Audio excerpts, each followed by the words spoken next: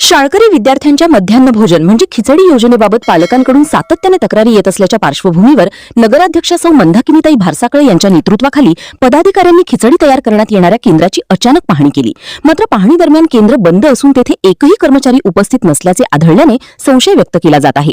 या पाहणीत उपाध्यक्ष अहमद खान पठाण, गटनेते रामेश्वर भाऊ चव्हाण, शिक्षण सभापती वर्षाताई बोरेकर, माजी नगरसेवक असलमभाई घानीवाले, विनोद बोरेकर व जावेद शहा उपस्थित होते।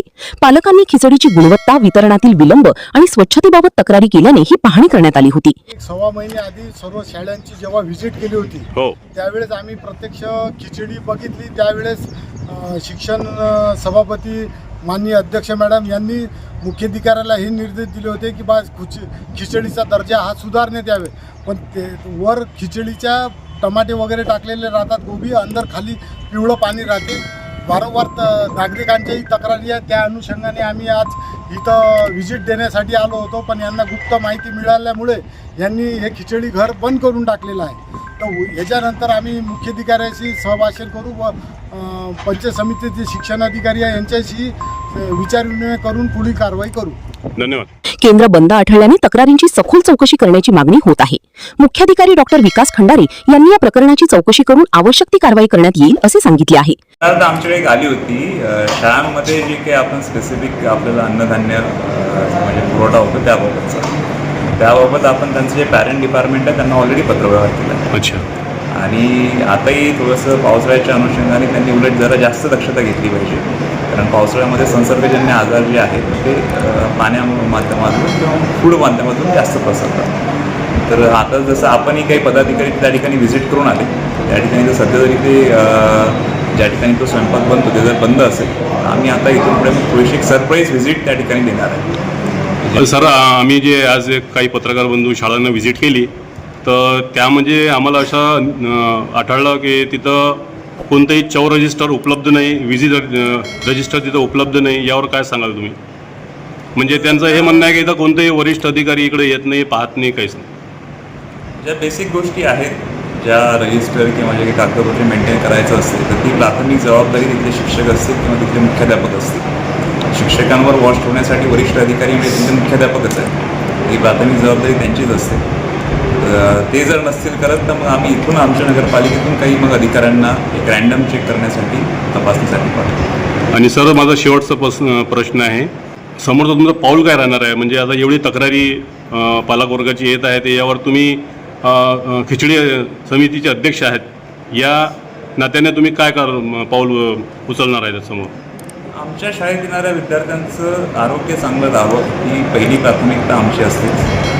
ते विद्यार्थी आमचे आहेत, नगरपालिकांच्या शाळांमध्ये ते येतात, ते शिकतात, तर त्यांची पूर्णतः जबाबदारी आमच्यावर असते। त्याच्यामुळे त्यांना एक चांगलं खाद्य मिळावं या दृष्टीने ज्या ज्या उपाययोजना करायच्या असतील त्या ऑलरेडी आम्ही पत्रव्यवहार तर केलाच होता।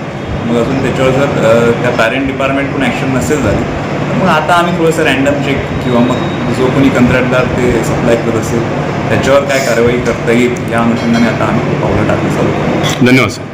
विद्यार्थ्यांच्या पोषणाशी संबंधित या योजनेत कोणतीही अनियमितता खपवून घेतली जाणार नसल्याचे पदाधिकाऱ्यांनी स्पष्ट केले। शिक्षण अधिकारी मॅडम, आम्ही जे आहे पत्रकार बंधू जे आहे आज काही शाळांमध्ये व्हिजिट केली, त्यामध्ये असं आहे का काही पालकवर्गांचं हे बोलणं आहे की खिचडी जी आहे हे ज्या प्रकारे यायला पाहिजे तशी येत नाही।